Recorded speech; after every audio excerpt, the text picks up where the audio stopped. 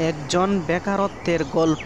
পরিবারের মধ্যে প্রায়ই খোঁটা দেওয়া হয়, পৃথিবীর সবচাইতে খারাপ একটি সময় হলো বেকারত্ব। অধিকাংশ বেকার প্রতিনিয়ত এই খোঁটার মধ্যেই বেঁচে আছে।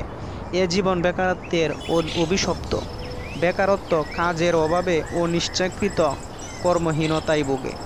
বেকারের কাছে একজন চাকরিজীবী অভিভাবক প্রায়ই বলে, আমার ছেলে আমার মেয়ে মাসে এত শত হাজার টাকা দেয় আমার বাড়িতে।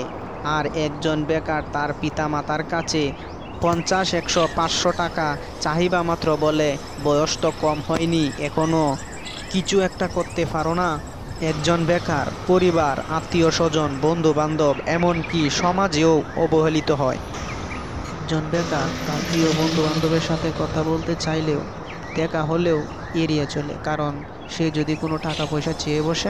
সেই বেকার ছেলেটি যখন একদিন একটি চাকরি পায়, তখন পরিবার, আত্মীয় স্বজন, বন্ধু বান্ধব, এমনকি সমাজেও তাকে নিয়ে গর্বিত বোধ করে।